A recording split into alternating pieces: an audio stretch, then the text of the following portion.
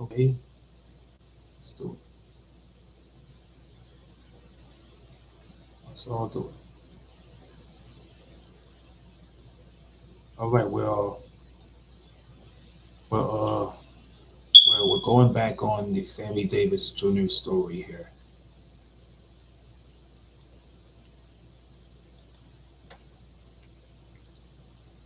Samuel George Davis Jr. Um, was an American singer, actor, comedian, and dancer and musician. Uh, at the age of 4, Davis began his career in vaudeville with his father, Sammy Davis Sr., who was no longer with us, and the Will Master Trio, which that toured nationally. His film career began in 1933 after the military service. Davis returned to the trio and produced nightclub performances at Ciro's. In 1951, including one of the Academy Awards, including one after the Academy Awards ceremony with the trio, he became a recording artist in 1954. At the age of 29, he lost his left eye in a car accident.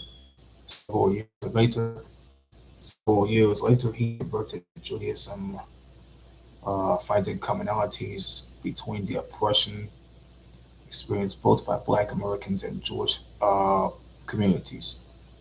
In 1958, he faced a backlash for his involvement with a white woman, at the time, when interracial relationships was so taboo in the U.S. And when the interracial marriage was not even legalized nationwide until 1967. Davis had a starring role in on Broadway in Mr. Wonderful with Chito Rivera in the 1950s. 1960, he appeared in the Rat Pack film Ocean's 11. It's made of all down though. It's made of all five of these guys. He returned to the stage in 1964 in Golden Boy, but he appeared in the Rat Pack film Ocean's 11, and then he returned to the stage. I mean, in 1964, it was in Golden Boy. It was a musical adaptation of Clifford Odets's play of the same name. The same name, Davis was nominated for a Tony Award for his performance. The show featured the first interracial kiss on Broadway. In 1966, he had his own variety TV show titled The Sammy Davis Jr. Show. He, while Davis's career had slowed down, it slowed in the late 1960s, but his biggest hit is The Candyman. The Candyman that reached the top of the Billboard Hot 100 in June of 1972, and he became a star in Las Vegas, earning him the nickname Mr. Showbusiness. Davis's popularity helped break the race barrier that he helped. Uh, he did help the race barrier. He broke it. He helped break the race barrier of the segregated entertainment industry, like they call it, the segregated entertainment industry. But one day he was on a golf course with Jack Benny. Jack Benny was asking. He was asked by Jack Benny, well, what was his handicap was what his handicap was. I don't even know. He is the word handicap. He started asking. Talk about handicap. I'm a one-eyed Negro. Here's what he said. He said this back in the day. He would, I mean, Sammy would say to Jack like, oh, he's like, talk about handicap. He's like, I'm a one-eyed Negro who's Jewish. This was to become a signature comment, which was already been mentioned. So he have after reuniting with Frank Sinatra and Dean Martin in the late 1980s, Davis toured with them and Liza Minnelli. Internationally, before his death in 1990, he died in debt to the IRS. The Internal Revenue Service, and his estate was the subject of the legal battles after the death of his wife. Uh, but Davis Jr.'s final album, yeah, Davis Jr.'s final album that was called, it was the Country Influence Closest of Friends. It was an album that came out. It was not even an album, but it was some sort of a play or something. It was an album that came out. Uh, it was like a departure from his usual musical style that was aforementioned. Davis was awarded the uh, the Spingarn Medal by the NAACP, the NAACP, uh, and was nominated for a Golden Globe Award and Primetime Emmy Award for his television performances. He was a recipient of the Kennedy Center Honors in 1987, and in 2001 he was posthumously awarded the Grammy Lifetime Achievement Award. In 2017, he was inducted into the NRBHOF, the National Rhythm and Blues Hall of Fame. Throughout the introduction to the early life of this legend, see,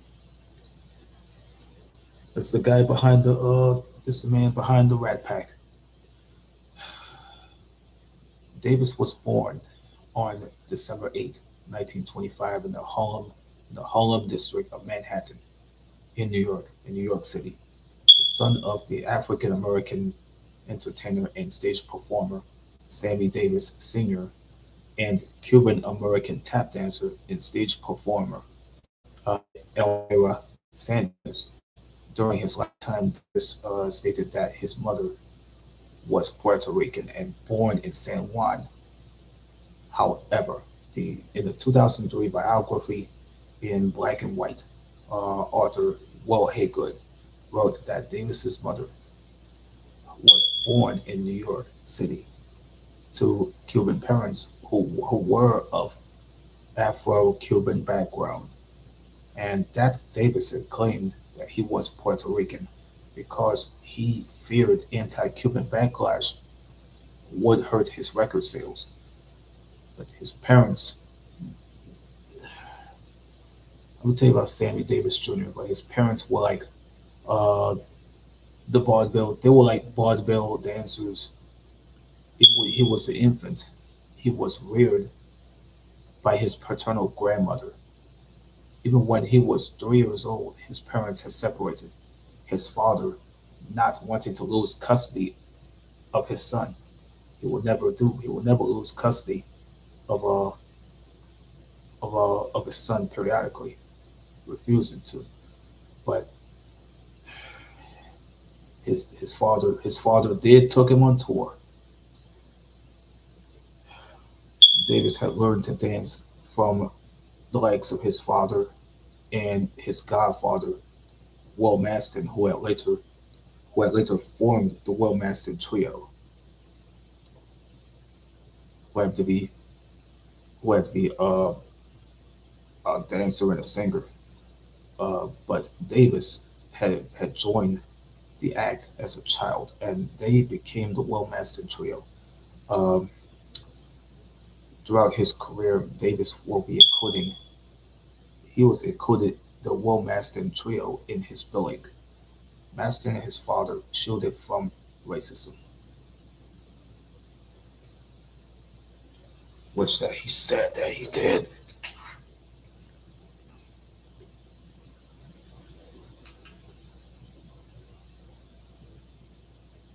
For example, by dismissing the race-based snubs as jealousy. However, when Davis was served in the United States Army during World War II. World War II. He was confronted by the strong prejudice. He later said that overnight the world looked different. That's what he said. The world looked different. It wasn't it wasn't one color anymore. I could see the protection I'd gotten all my life from my father and Will. I appreciated their loving hope that I'd never need to know. That's what he said. I'm gonna start over. Here's these keywords here that was so big.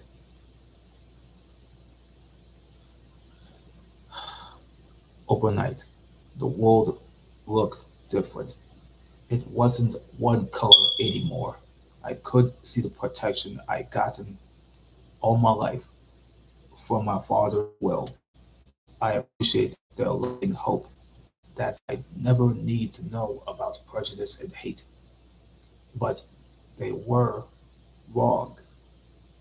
It was as if I'd walked through a swinging door for 18 years, a door which they had always secretly held open. At age 7, Davis played a title role in the film Rufus Jones for President,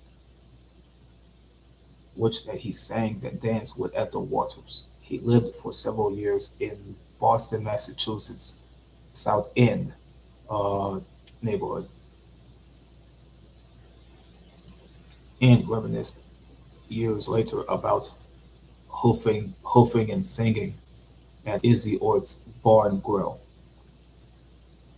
The military service,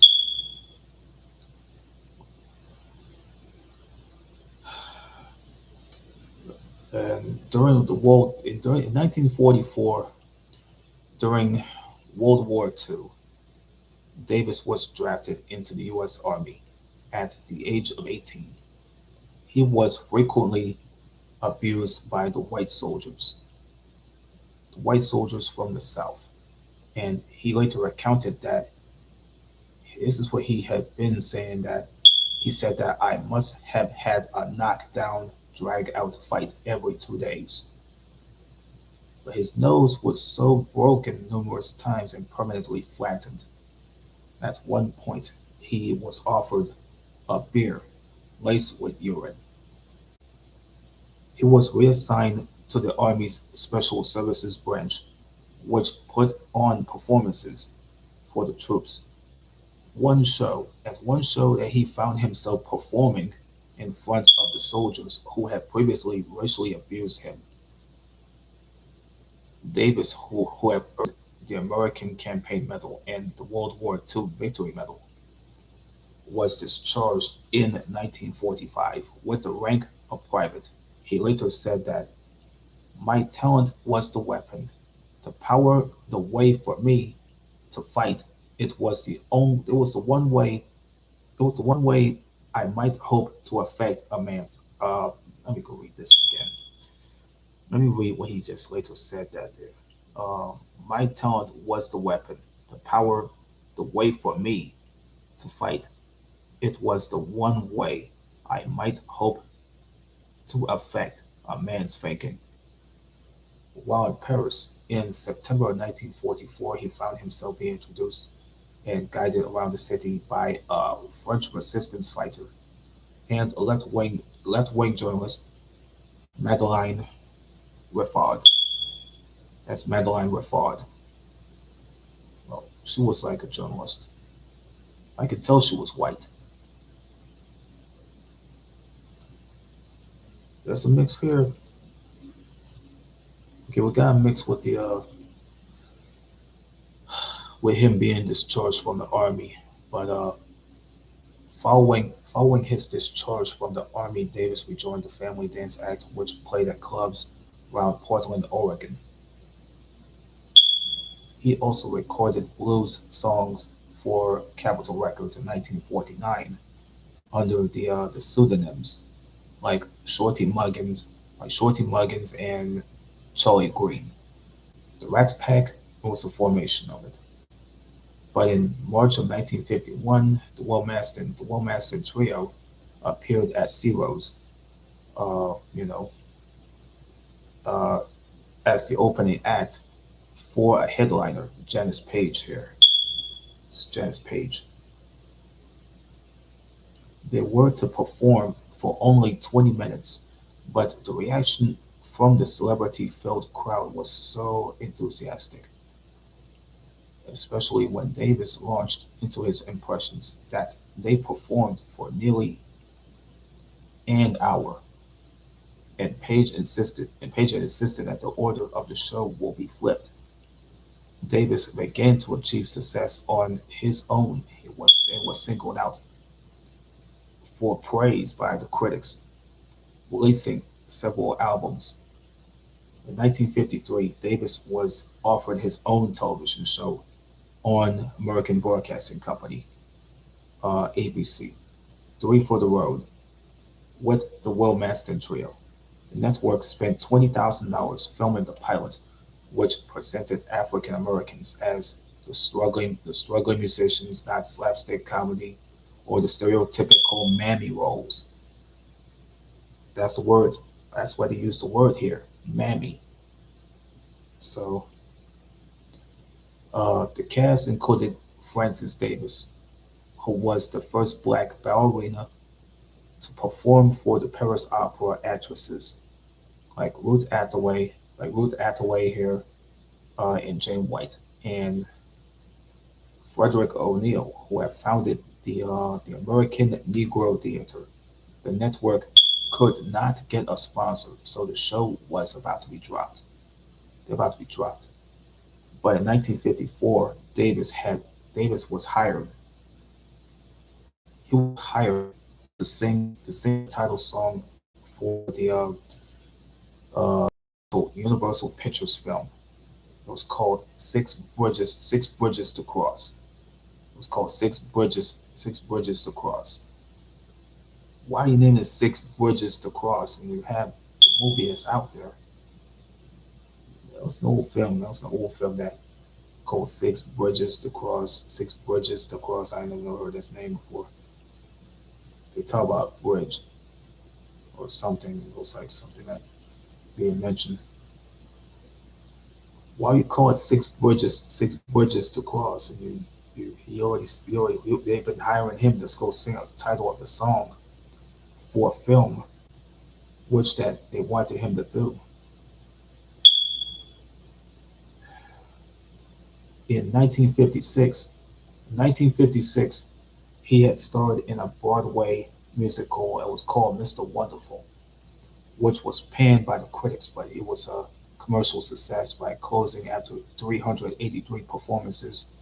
In 1958, Davis was so hired to crown the winner of the Miss Cavalcade of Jazz beauty contest for the famed 14th Cavalcade of Jazz concert, produced by Leon Heflin, singer.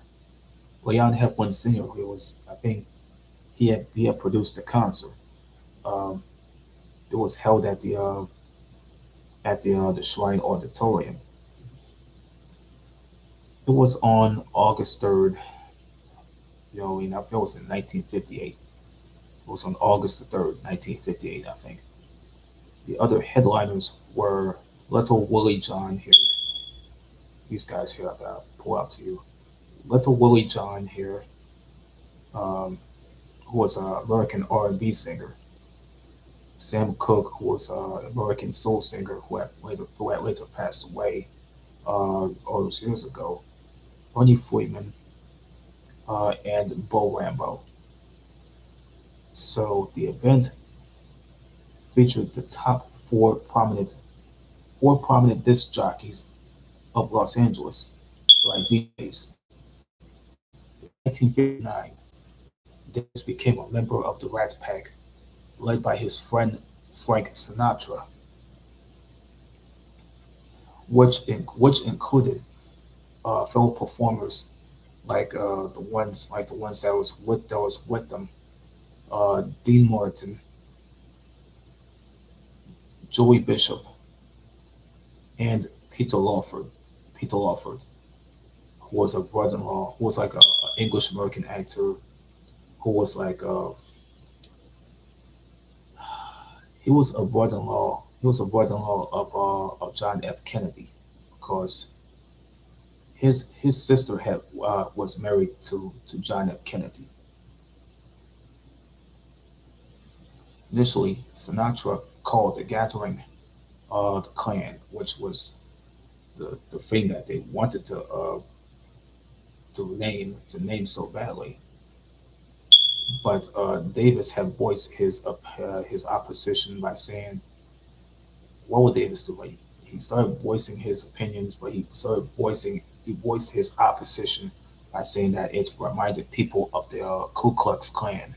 Sinatra had renamed the group. The group that he was renaming is called the Sun. One long night, a post morning uh, saw the men drunken and disheveled as actress Angie Dickinson approached the group. Like, she said that you all look like a pack of rats. The nickname caught on. Like, I'll tell you about the alias there. The nickname was like caught on, and they were then called the Rat Pack. The name of the earlier group, led by Humphrey Bogart and his wife Lauren Bacall. Lauren Bacall, who knows who she was, who have originally made the remark about the pack of rats they associated with. The 1960s were going in. Um, let's get this over with. Um, the group around Sinatra and several movies and films together, including Ocean's 11, that's from 1960. The Sergeant's 3 movie, the Robin and the Seven Hoods movie. That's what it's named, Robin and the Seven Hoods. It's a 1964 movie, and they performed on stage together in Las Vegas in 1964 alone. Davis was the first African American to sing at the Copacabana nightclub in New York. Davis was a headliner at the Frontier Casino in Las Vegas, but owing it all to owing it all to Jim Crow practices. Jim Crow practices that he's owing it to in Las Vegas, when he was required for reason to lodge in in a rooming house on the west side of the city, instead of in the hotels where his white colleagues were housed. No dressing rooms were like provided for the black performers, but they had to wait outside and by the swimming pool between the acts. Davis and other black artists could not entertain, but could not stay at the hotels where they had to perform, gamble in the casinos. Yeah, that's words. That's where they had to perform. They had to gamble in the casinos, and, or at least dine or drink in the hotel restaurants and bars. Davis later refused to work to work at places that practiced the racial segregation. Enter what was mentioned about how Canada had provided opportunities for like performers like Davis to break the color barrier in the American broadcast television. And in 1959, he started his own television special, his own TV special. It was called Sammy's Parade. It was on the Canadian network that now aired, and now they now brought out. Uh, was it Heartland? It was CBC. It was a breakthrough event for the performer, which that I had no idea that it was a breakthrough event. But as in the United States in the 1950s, The 1950s included that corporate sponsors had largely controlled the screen, and mention about black people that were not portrayed very well on the television said that if at all, he mentioned well as he mentioned about this here. He mentioned that black people were not portrayed very well on television, if at all. But according to Jason King of the Clive Davis Institute of Recorded Music, well, 1964, he made his break. He was starring in this he was starring in Golden Boy at night and shooting his own New York-based afternoon talk show during a day when he could get a day off from the theater. From the theater that he recorded the songs in the studio. He performed at the charity events in Chicago, Miami, and Las Vegas. Or he can appear on television variety specials in Los Angeles. Davis felt that he was cheating his family of his company, but he said that he was incapable of standing still until on to like December the 11th, 1967. That happened on December 11th, 1967, that NBC had broadcasted a very musical variety special that was featuring Nancy Sinatra, titled Moving with Nancy. In addition to the Emmy Award winning musical performances, the show was is like notable for that Nancy Sinatra and Sammy Davis Jr. greeting each other with a kiss, one of the first black white kisses on American television. Davis himself, he had a friendship with Elvis Presley in at least the late 1960s. They were both top draw acts in Las Vegas at the time, the same time that they knew. Davis was like, in many ways, he was just as reclusive during his hotel gigs as Presley was. He was holding the parties, or he was holding the parties like mainly in his penthouse suite um, that were occasionally attended by Presley. I mean, Davis has sang a version of Presley's song. It was called "In the Ghetto." It's called "The Ghetto," and he made a cameo appearance in Presley's 1970 concert film Elvis. The Way It Is, not the way it is. I think it was called Elvis. Oh, it's Elvis. That's the way it is.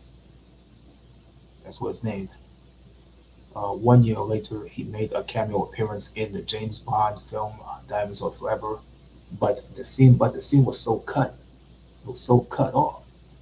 But in Japan, Davis had appeared in television commercials for coffee and the Suntory whiskey thing. In the United States, he just joined Sinatra uh, and Martin in a radio commercial that was for a Chicago car dealership. Although he was still popular in Las Vegas, he saw his musical career decline by the late 1960s. The late 1960s, that he had a number 11. He had this number 11 hit. That's like I always says he had a no 11, but he had like a number 11 hit. Uh, it was with "I Got to Be Me" in 1969. He signed with Motown Records. Uh, that's where all the big time singers and acts were at. That's where he hired all the singers and acts like the Parliaments, uh, few other soul singing groups. You know, but Davis has signed with Motown to update his sound and start appealing to the young people that wanted to listen to his music. So in the 1970s, that's where it's going. It was so down. Davis was like so down he couldn't even get through with his life and his career. He he had an unexpected number one hit with the Candyman with MGM Records. So it was in 1972. He did make that number one hit with Candyman. That was with the Metro Goldwyn Mayer Records label. So that's already been around. It's been around, period. So uh, he had an unexpected number one hit with the Candyman with MGM Records in 1972. I know that, but Davis did not particularly care up for the song anymore, and he was so chagrined that he had become known for it.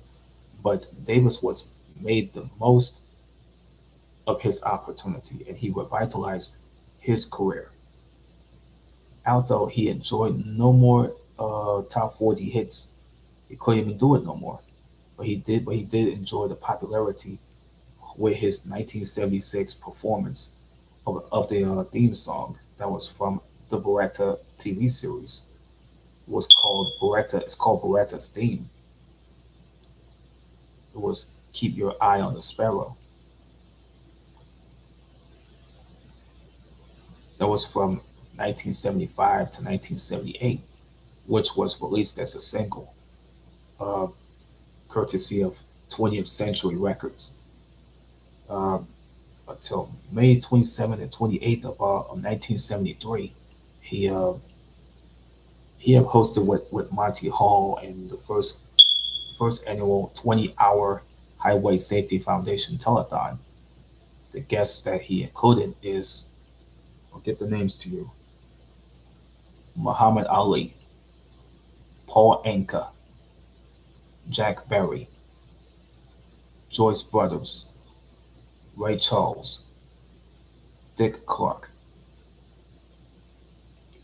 Roy Clark, Howard Cosell, Ozzie Davis, Ruby Dee, Joe Franklin, Cliff Gorman, Richie Havens, Danny Kaye, Jerry Lewis, Hal Linden, Rich Little, Butterfly McQueen, Minnie Pearl, Boots Randolph, Tex Ritter, Phil Rizzuto, The Rockettes, Nipsey Russell, Sally Struthers, Mel Tillis, Ben Vereen, and Lawrence Welk. It was a financial disaster. The total amount of pledges was $1.2 million. Actual pledges was received were like what the actual pledges were received like. They were like $525,000. Davis was also a self-confessed lover of the game shows, appearing on Family Feud in 1979 and Tattletales with his wife Altavise. Altavise, I think it was his wife who had was no longer with us. It was in 1975. The 1980s had came in. Um,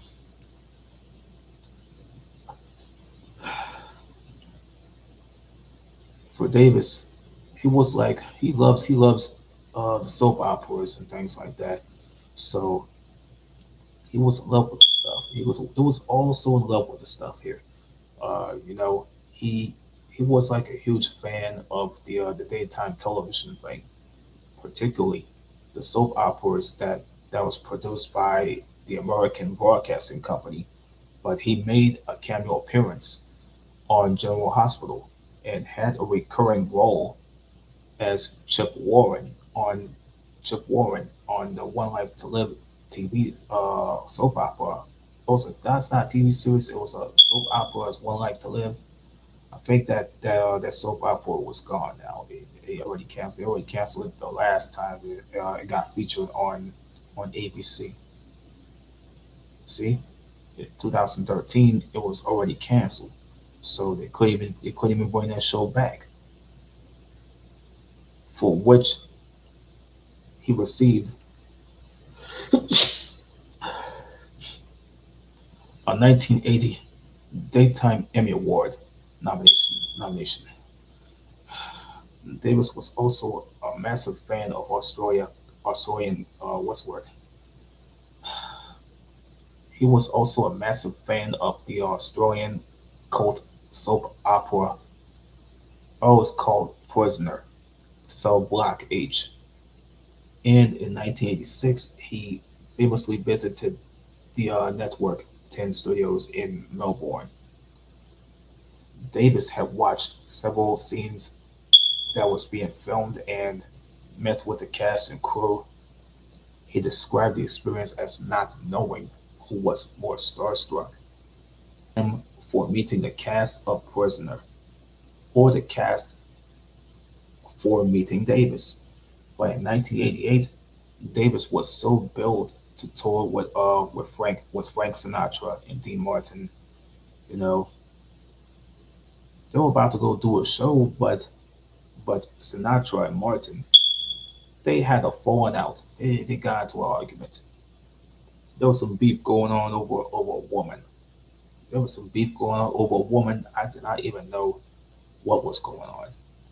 Liza Minnelli, Liza Minnelli had replaced Dean Martin on the tour dubbed as the ultimate event that leaves behind Davis and Sinatra. During the tour in 1989, until Davis was diagnosed with what had to be throat cancer. He had sore throat. He had like throat cancer. But his treatments had prevented him from performing. Now you got all the back history that was already been put on here with political beliefs and activism. How do you put this stuff on here? How you mix this up? Davis was a registered. Let's see what Sammy Davis Jr. was. He was a registered Democrat, and he supported John F. Kennedy's 1960 election campaign, as well as Robert F. Kennedy's 1968 campaign. He went on to become a close friend of President Richard Nixon. Richard Nixon, who was a Republican, and publicly endorsed him at the 1972 Republican National Convention. Uh, Davis also made a USO tour to South Vietnam at the request of Nixon in early 1972. That was February.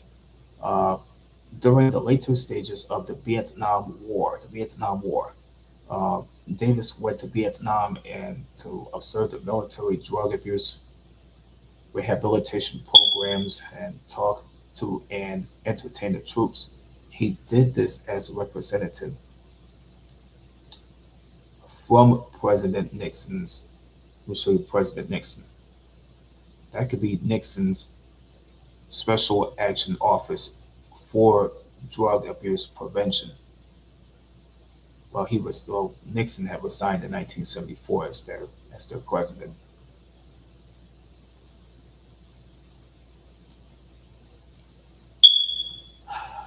Davis had performed the shows for up to 15,000 troops.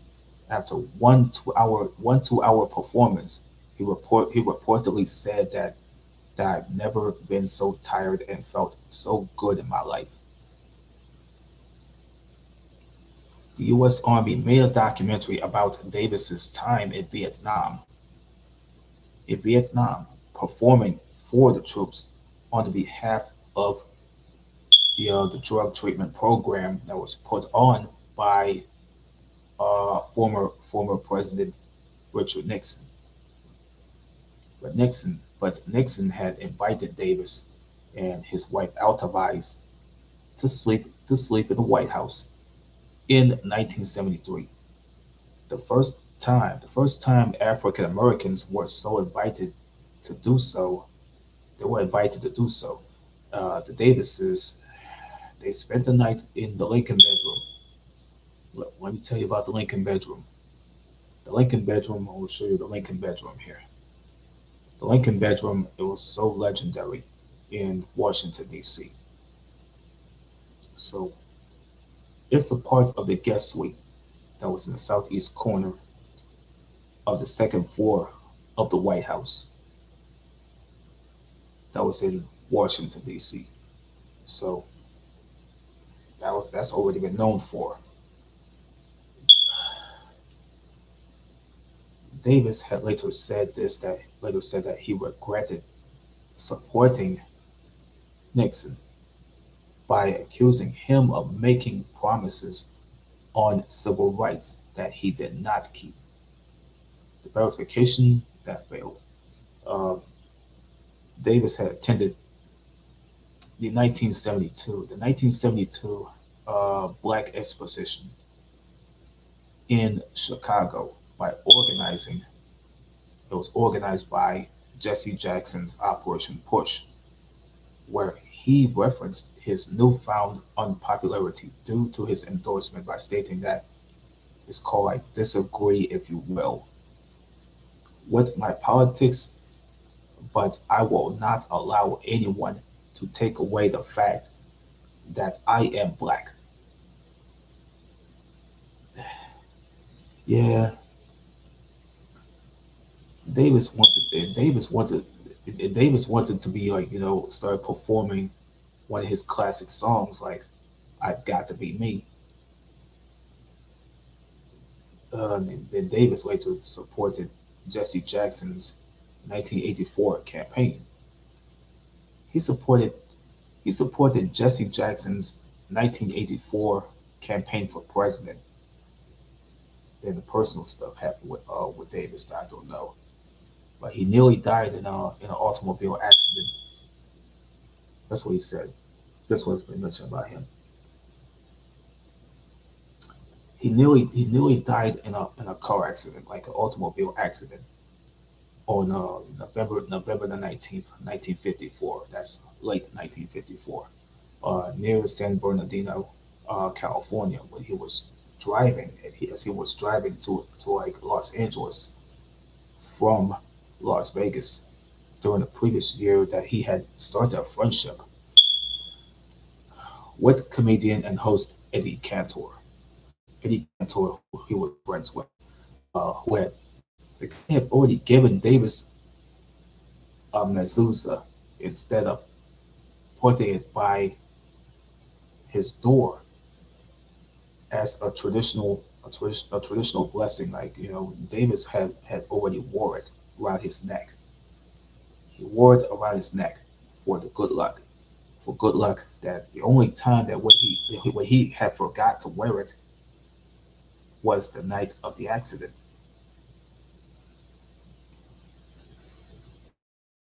Those reports have been mentioned of that the accident occurred. That's what it mentioned. It's like the reports here. The old reports there, it said that the accident occurred at a fork in the U.S. Route 66 at Cajon Boulevard, yeah, in Cajon Boulevard and Kendall Drive, uh, when a driver who had missed turning at the fork reversed her car in Davis's lane, causing Davis's car to strike hers. Davis lost his left eye, which was damaged by the bullet-shaped horn button, a standard feature in 1954 and 1955 Cadillacs. His friend and actor Jeff Chandler, he said that he would give one of his own eyes to keep Davis from the total blindness. Davis wore an eye patch for at least 6 months following the accident. He was featured with the patch on the cover of his debut album, and during an appearance on What's My Line, wearing the patch. Davis was wearing the patch, and later he was fitted for a glass eye that he had wore for the rest of his life here in the hospital. Cantor had described to Davis the similarities between Jewish and black cultures. Davis was so born to a Catholic mother and a Baptist father. He was raised Catholic and began studying the Jewish history as an adult, converting to Judaism. Several years later, in 1960, one passage from his readings that came from a book. It was called the history. It's called A History of the Jews. That was written by Abram. It's by Abram L. Sakar, describing the endurance of the Jewish uh, people interested him in a particular. The Jews would not die. 3 millennia of prophetic teaching had given them an unwavering spirit of resignation and had created in them a will to live which no disaster could crush. The accident marked a turning point in Davis's career, taking him from a well-known entertainer to a national celebrity. That's what took him. It took him from a well-known entertainer to a national celebrity. Relationships and marriages. That's what gonna cause a lot of problems. 1957. Davis was so involved with an actress who goes by the name of Kim Novak, whose real name was Roland Pauline Malloy, who was under the contract with Columbia Pictures because Novak, whose real last name is Malloy, was white. The Columbia president, who was already been concerned, Harry Cohen, who was the president of Columbia Pictures, was worried that the public backlash against the relationship between Novak and Davis could hurt the studio. There are several accounts of what happened next, but they agree that Davis was threatened by an organized crime figures that was close to Cohen.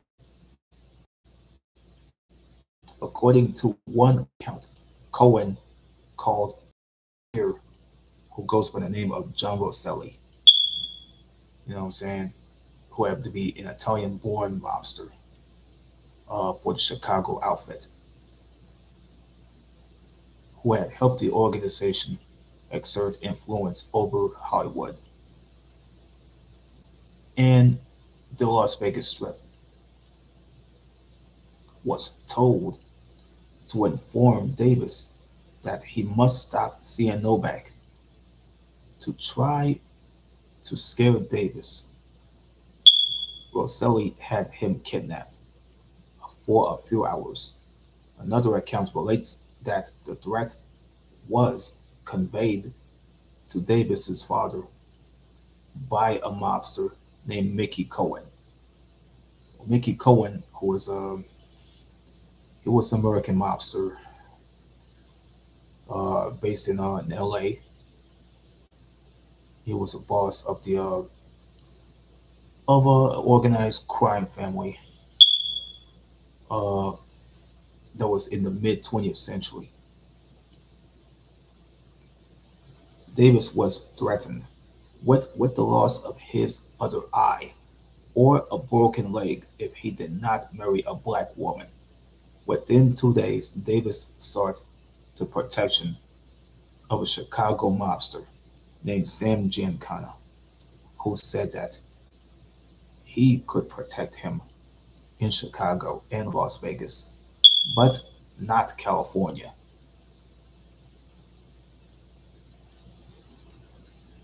Davis briefly married a black dancer who goes by the name of Lorray White in 1958 to protect himself from mob violence. mob violence. Davis had previously dated White, who was 23, twice, divorced, and had a 6-year-old child. A 6-year-old child. He paid her a lump sum of 10,000 or $25,000 to engage in a marriage on the condition that it would be dissolved. Before the end of the year, Davis became inebriated at the wedding and attempted to strangle White en route to their wedding suite. Checking on him later, Davis's personal assistant, Arthur Silver Jr., had found Davis with a gun to his head, and Davis had despairingly, that's in despair. He is despairingly said to Silver that it was in Davis. It is in Davis's words, like, "Why won't they let me live my life?"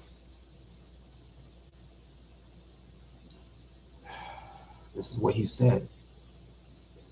That's what he said to his personal assistant. But the couple, Davis and Lorray, Davis and White, they never even lived together. Period. They never even lived together. They never even close. And they commenced the divorce proceedings in September of 1958, and the divorce was so granted in April of 1959. But in that same year, Davis had a short, stormy, exciting relationship with Nichelle Nichols. If I remember Nichelle Nichols from Star Trek, remember her from Star Trek as Uhura. She played the Uhura character. She played the character Uhura on Star Trek, and it was in the 1960s. But in 1960, there was another racially charged public controversy when Davis married a white Swedish-born actress, Mae Brett, who had later passed away. Uh,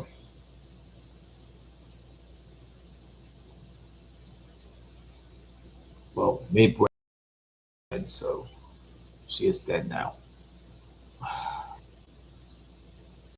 In a ceremony officiated by a rabbi who goes by the name of William M. Kramer at the Temple Israel of Hollywood. While the interracial marriage had been legal in California it had been legal in California since 1948, the anti-miscegenation laws in the U.S. had still stood in 23 states, and a 1958 Gallup poll revealed that only 4% of Americans supported marriage between black and white spouses. During 1964 through 1966, Davis received racially motivated hate mail while starring in the Broadway adaptation of Golden Boy, in which in which his character his character is in a relationship with a white woman, paralleling his own interracial relationship. Although New York State has had no laws periodically against the interracial marriage, uh, the debate about it was still ongoing in the country, as these court cases are just so controversial back in the old days, in the 1960s. Loving versus Virginia was being was it being what was being like adjudicated. It was only in 1967, after the musical finished, the anti-miscegenation laws in all states were ruled unconstitutional via the 14th Amendment, adopted in that was way back in 1868 by the U.S. Supreme Court. That's old history right there.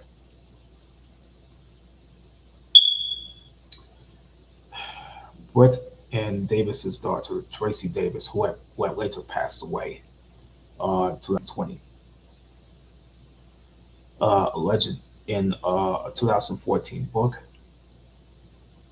that Davis was not permitted to perform at John F. Kennedy's presidential inauguration because of his marriage to a white woman. The snub was confirmed by director Sam Pollard, who revealed in a 2017 American Masters documentary that Davis's invitation to perform at the inauguration was abruptly canceled on the night of Kennedy's inaugural party. Kennedy's party was like it was like an inaugural party. Davis and Brett adopted two sons, Mark and Jeff. Davis performed almost continuously and spent little time with his wife. They had divorced and split up for some reason.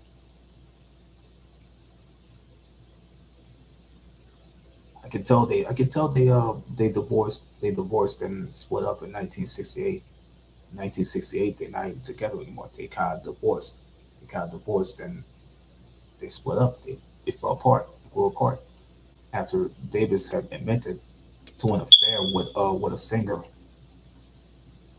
That could be Lola Fulana. Yep, that's Lola Fulana, whose real name was Lolita, whose real name was Lolita Elaine Fulana. She was a singer. In 1968, in 1968, Davis started dating Altavice Gore, who had to be his third wife. Who had to be his third wife. Uh, Dancer in Golden Boy. Dancer in Golden Boy was an adaptation. They were married on May the 11th, 1970. Uh, and Jesse Jackson had and adopted. Let me see what I find out about. In 1968, Davis started dating Altavice Gore, a dancer at Golden Boy. They were married on May 11th, 1970, by Jesse Jackson. And Davis had adopted a son who I mentioned in a previous live show. That was for I mentioned this in Streamlabs uh, live show here. His name was Manny. Yeah, in 1989, they remained married until his death in 1990.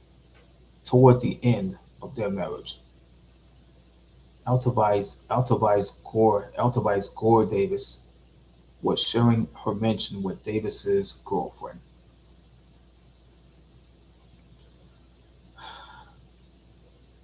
I didn't know he has a son he adopted who had to be Manny. But Manny was all grown up now. He was all grown up now. He he can't remember those things. He can't remember his dad so well because he cared.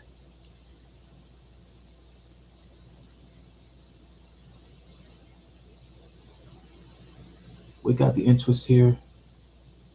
We got some interest here.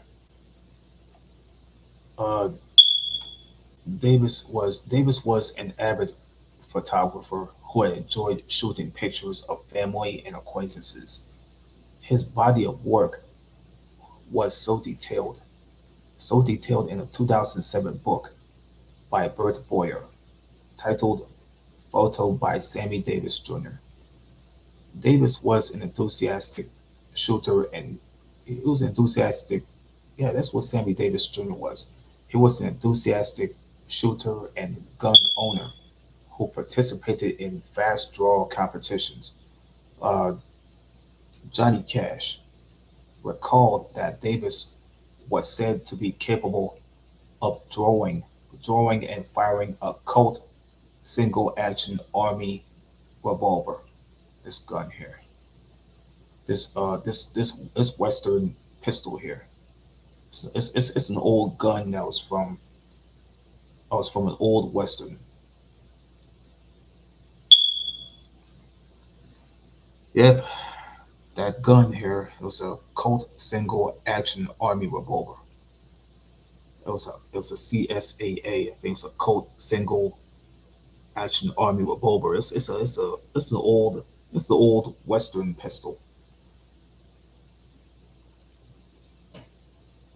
Why? I mean, did Johnny Cash have already mentioned something about he recalled that Davis was said to be capable of drawing and firing a Colt single art was it a Colt single army action was it a Colt single action I got rephrase. Why you want to draw and fire a gun like a Colt single action army revolver in less than a quarter of a second? I mean, you want to go draw a gun, go for it. He wasn't even that good at it, but he wants a fast draw and fire a gun. That's you should have left that. You should have left that in the old west if you had to. Um, in his what does it say here? In his 1989 autobiography, Why Me? It was called Why Me. Davis had related that after the 1973 comedy pilot Poor Devil, he became he became friends with Anton LaVey. It was Anton Z. LaVey. It was Anton LaVey, who was the founder of a high priest of the he was the founder high priest of the Church of Satan that that he became an honorary warlock in the church which included accepting an invitation to a 1968 church ceremony in the Hollywood Hills. The Hollywood Hills. It was the double H. It was like the Hollywood Hills, that he ended in some sort of a drug filled orgy. But according to Davis, he and LaVey he and LaVey had severed ties in 1984. They never even seen each other since. But Davis had continued to perform these these satanic rituals into his final days. Actor and comedian Eddie Murphy. Let me tell you about this here. Actor and comedian Eddie Murphy. Eddie Murphy said this in 2019 that Davis was a devil worshiper who personally told him that Satan is as powerful as God. The health problems, bro. I can tell he had these health problems.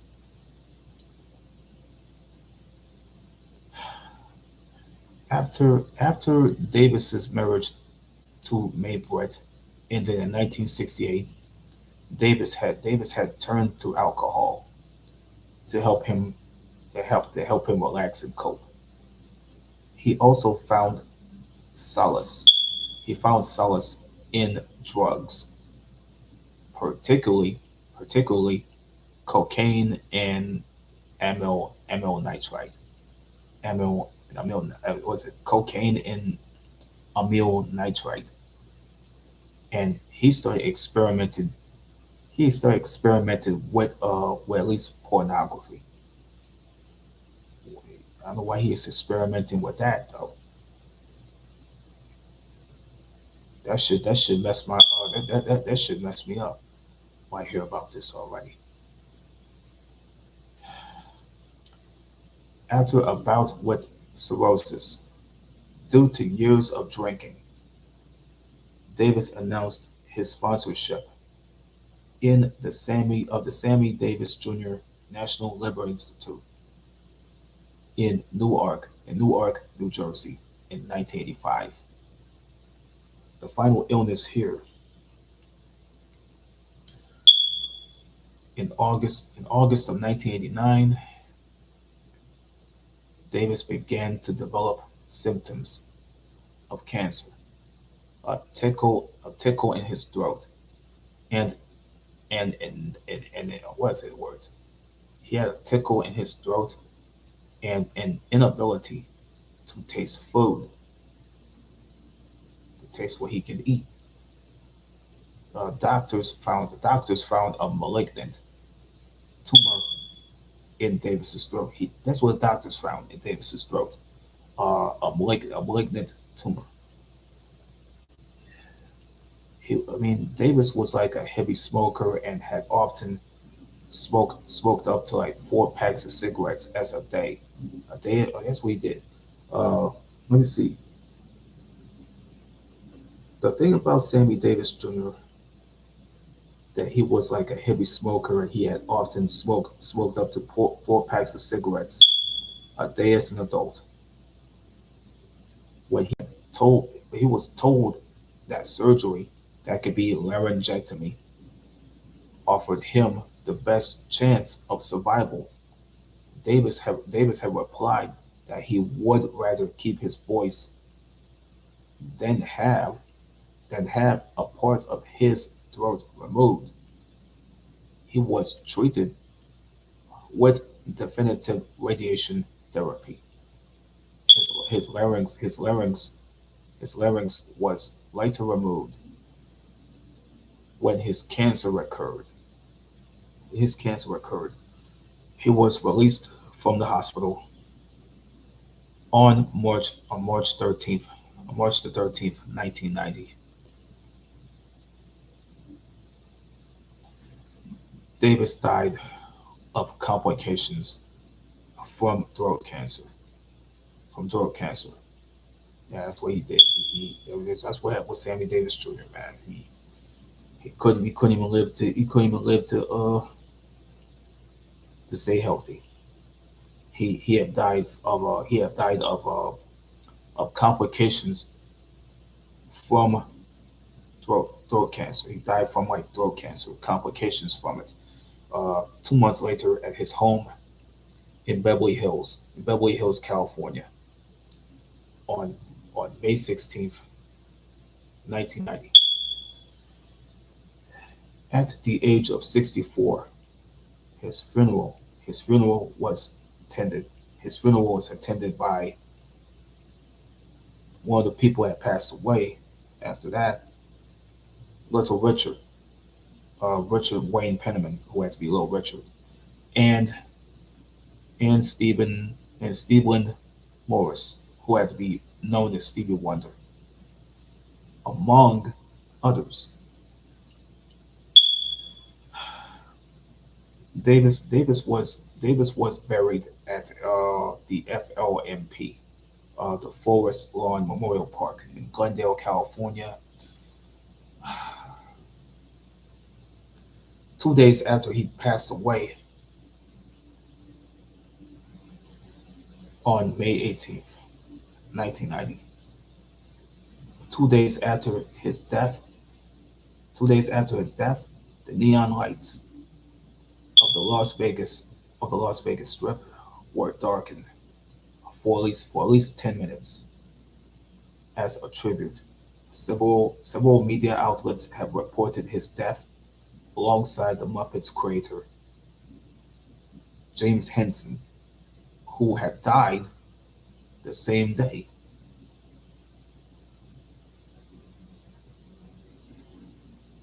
So we got something here. Davis left. Davis had left the bulk of his estate, estimated at least 4 million, $4 million or something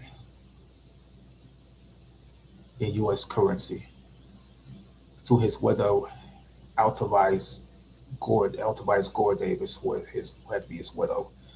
Uh, he left the bulk of his he left this whole thing there like I don't know what Sammy Davis Jr. did here. He well, after he died, he left the bulk he left the bulk of his estate that was estimated at 4 million dollars in the U.S.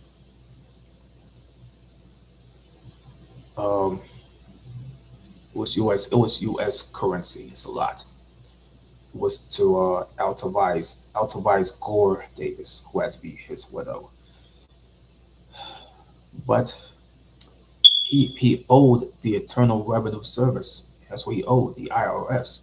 He owed the Internal Revenue Service at least like 5,200 uh that's $5,200,000, which after interest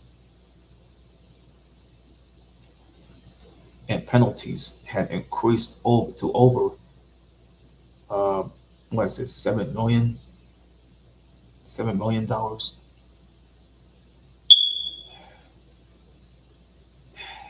Altavi's had became liable for his debt because they had filed jointly and she had co-signed their tax returns.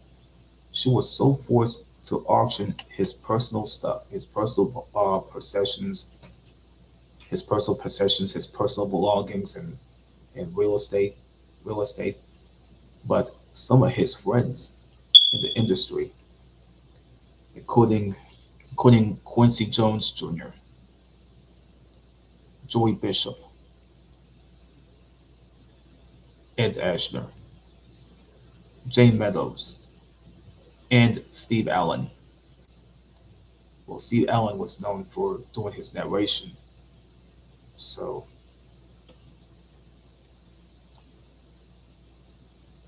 they participated in a fundraising concert at the Sands Hotel in Las Vegas. Altavice and the IRS reached a settlement. Let me tell you about Altavice. Uh, her and the Internal Revenue Service, the IRS, reached a settlement in the late 1990s. But after she died in 2009, their son Manny was named the executor of the estate and the majority rights holder of his intellectual property. Got all this stuff here for the portrayals here. Okay, he was in yeah they he yeah SCTV. They had him in the Sammy Moldlin show thing. They had sketches that were inspired by syndicate talk show. It's called Sammy and Company. He was in an episode of Charlie's Angels. Uh, yeah, he was portrayed by Jim Carrey. He has been portrayed by Garrett Morris and Eddie Murphy and Billy Crystal and Tim Meadows on SNL. He was portrayed on the popular sketch comedy show In Living Color by Tommy Davidson, notably a parody of the film Ghost, in which the ghost of Davis enlists the help of Whoopi Goldberg to communicate with his wife, David Rayner. David Rayner had portrayed Davis in the 1992 miniseries Sinatra. Um, it was a TV film. It was a TV film that was about the life Frank Sinatra, who was in Rat Pack. But in a comedy film, Wayne's World 2, Meadows portrayed Davis in a dream sequence. It was with Michael A. Nichols as Jim Morrison. Well, Eddie Griffin, man, he started impersonating. I'll tell you about Eddie Griffin. Eddie Griffin had impersonated he impersonates Sammy Davis Jr. in the episode. It's called Shaboing Boing. It's called some boing boing to help his partner Malcolm McGee, played by Malcolm Jamal Warner. Rest in peace. Rest in peace to Malcolm Jamal Warner. He passed away last year. Just to reconcile the relationship of the parents of the grandparents. See this one here. Davis was portrayed by Don Cheadle in The Rat Pack. Uh, he was portrayed by Paul Sharma, Rat Pack Confidential. He was portrayed in, in 2008 by Keith Powell in 30 of the episode 30 Rock called Subway Hero. In 2009, the musical Sammy Once a Lifetime premiered at the Old Globe Theater in San Diego with a book, music lyrics by Leslie Bricusse, Leslie Charles Bricusse, by Bricusse. Though I understand that last name too correctly. And Anthony Newley. Anthony Newley, who was an English actor, director, comedian, singer, and composer. Um, Billy Crystal has portrayed Davis on the SNL in his stand-up routines at the uh, at the Oscars in 2012. Faldut Sharma created a comedy web called "I Got to Be Me," following a frustrated soap star as he performs as Sammy in a Rat Pack tribute show. In the late 2010s, Davis's estate, we tell you, Davis's estate had joined the production team led by Lionel Richie, Lorenzo Di Bonaventura, and Mike Menschel to make a movie based on Davis's life and showbiz career. It's a mix of these things. Shortly before his death, in 1990, ABC aired the TV special Sammy Davis Jr. 60th anniversary celebration. The 60th anniversary celebration, like it was produced by George Schlatter, like George Schlatter, I think it was his name, who was a TV producer. An all-star cast including Frank Sinatra, Dean Martin, Michael Jackson, Whitney Houston, who was rest in peace, Eddie Murphy, Diane Carroll, Clint Eastwood, and Ella Fitzgerald. And Ella Fitzgerald they all had paid tribute to Davis. The show was nominated for 6 Primetime Emmy Awards, winning the Outstanding Variety Musical Comedy. Yeah, he had all the stuff here. He did some he did some goes back to the songs that he got nominated for something. Okay, he got nominated for What Kind of Fool Am I, Candyman. He got inducted into the song.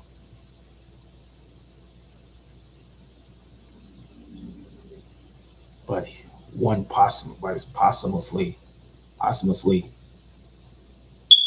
it was one. So after Davis died, so got Emmy awards here.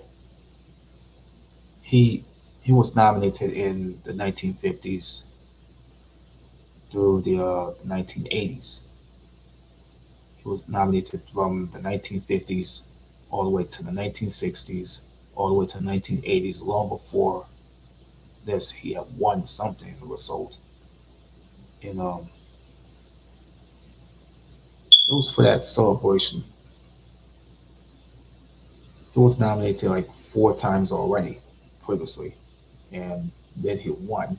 And he had won, so but after he died, it was already been won. Other honors, he got inducted into. He got inducted like 3 or 4 times already. 2006, 2008, 2017, and 2022. He won the NAACP Image Award in 1989. You know what I'm saying? but he was an honoree. He was an honoree for the John F. Kennedy Center for the Performing Arts. He received he'd been nominated for the Golden Raspberry Awards for Cannonball Run 2 in the 80s here. He was in Sammy and Company. He was nominated for that in 1977, like 1977, I think. Uh, he won the Special Citation Award. He won this at the he won this at the NA NATAS, the Spingarn Medal Award here. He won that. He already won that. Uh, a Tony Award. He was nominated for it. The AGVA. He won that. Hollywood Walk of Fame. He was inducted in that. Those 4 or 5 times he was inducted. See, it's all his studio albums that you had to read here. I couldn't even read all this stuff. Now, this is all the stuff that was from 1955 to like 1982. The filmography, all the stuff came from 1933 all the way to like 1990. The TV stuff that came from like 1955 all the way to like at least 1990. Theater stuff that was from like 1956 to 1978. A lot of stuff has already been mentioned, so I gotta finish this live show here.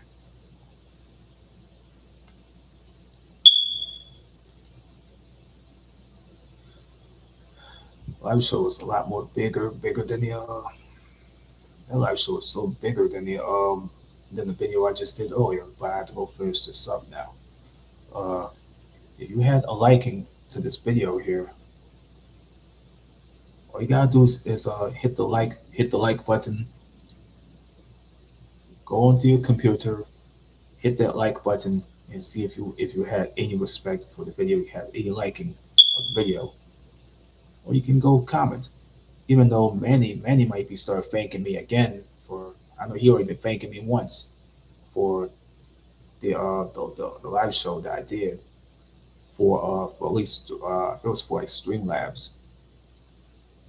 I did that live show for like Streamlabs, so it's a big huge live show. I had to go do what had to be good or right here. So let me finish this up.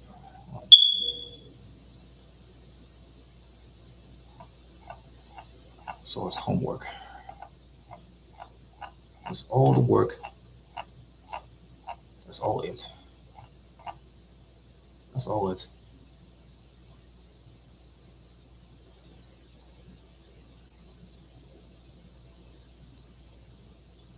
That's all. That's all. That's all she wrote about the industry, man. Because I'm tired. I'm tired. I'm beat. I just want to go to bed and you know what I'm saying. It's 12:42. It's 12:42 a.m. I gotta go to bed, man. I'm a little tired and worn out from doing all these videos. I already did one video. I already did like one video with me playing Call of Duty Warzone, laced it up with Rogue Company, laced up with at least Rogue Company. Once I say Rogue Company, yeah, I mixed it up with Rogue Company, so I do a little game Warzone and Rogue Company at the same time. I had to do it for at least an hour. I had to do it for at least an hour, but this live show can probably top it too, because it's gonna top this anyway. It's gonna top the video that I did for me playing Call of Duty Warzone and Rogue Company. Yeah, Rogue Company. Yeah, I got mixed with Call of Duty or Warzone, but because I can't even get to play uh Black Ops 7. Couldn't even get to the zombies when all of a sudden they just slapping me in the face with the sail. I don't want to mess with that sail shit. I just want to play the game. If I can't even play the game, I'll play Warzone. So I might go finish this video, man. I'm going to bed, man. I'm tired. I gotta go to bed, man. Uh, good night. Good night, y'all. Cause I'm finished with this video until it's gonna be processing by at least tonight until tomorrow. It won't it'll go work on a process just like they did the other videos. And at least good night.